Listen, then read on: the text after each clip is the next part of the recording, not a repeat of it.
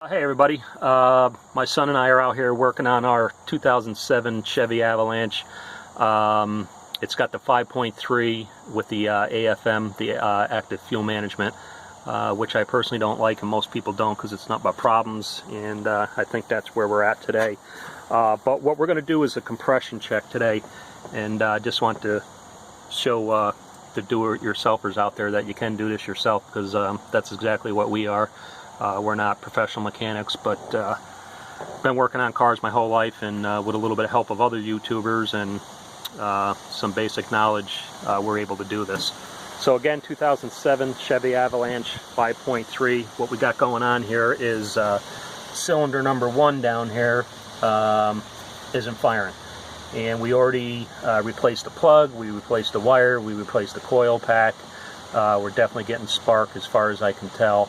I don't believe it's a fuel injector problem. That would usually be your next step, but I'm going to bypass that, and I want to check compression on it, because this also has the infamous oil consumption problem, and I change out plugs regularly, and I'm thinking that cylinder 1 might have finally gave out on me. My suspicion is a collapsed AFM lifter.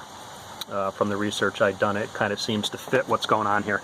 So what we've done so far, before you do this compression check, first thing you got to do is unplug the fuel injector, because you don't want to be dumping fuel in it. We're going to be doing a running compression check, and actually we're doing it on number 2 right now, so we can get some numbers to check 1, 2, to check that number 1 matches something that's working right. So this is the connector for the fuel injection. And I don't know how well you can see this. I'll try to zoom in here, but there's your fuel rail, and this plugs right into the fuel injector, which is almost impossible to see. But basically, let me pull this tape off here. It's got this gray clip on here, and if this zooms in well enough, you'll see that it says press and slide. I can tell you that's pretty much not going to happen.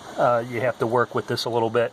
You do want to press that in, and what I did is I used a pair of needle nose vice grips carefully not to crack it, and when this was in there plugged in, I basically squeezed it in with the vice grips and kind of got underneath it and wiggle it, and eventually it pops right out. So that's that. Just wanted to give you a heads up on that. They're not easy to come out. Just don't do what I was doing at the beginning and try to pull from this blue piece right there. It's actually this whole piece. So hopefully that'll save somebody from breaking nerves. I put a little bit of tape over it. I don't know that that's necessary, but better safe than sorry.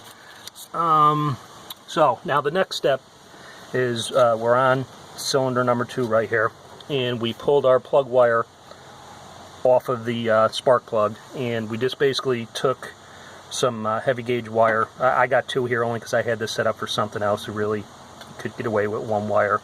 This is 10 gauge, probably like 12 would be fine, probably even 14 for that matter. But basically you stick it into the spark plug wire, and you run that wire across and over to your negative terminal on the battery.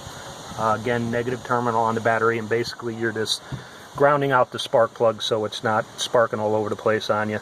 So that's that.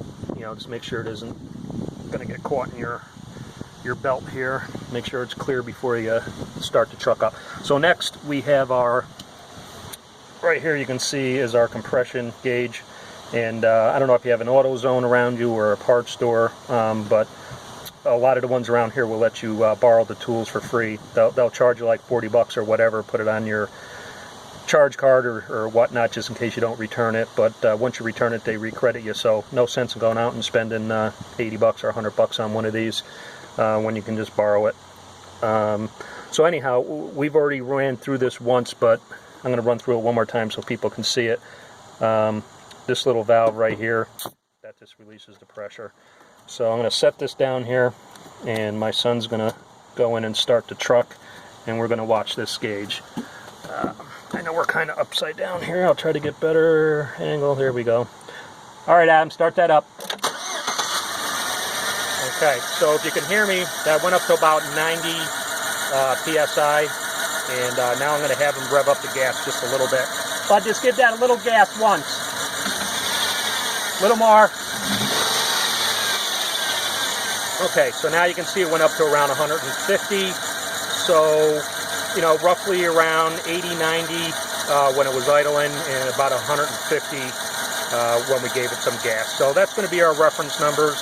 I'm going to say 90 and 150, give or take. And now we got to go to cylinder 1 and see what we're getting there. So I'm going to release the pressure. You just push that valve. Well, of course it's going to go back up because we're still running. Adam, go ahead and shut that off. Okay, so there we are. 90 psi, 80 something anyway. Release the pressure. And we're going to stop there for now and get number 1 set up.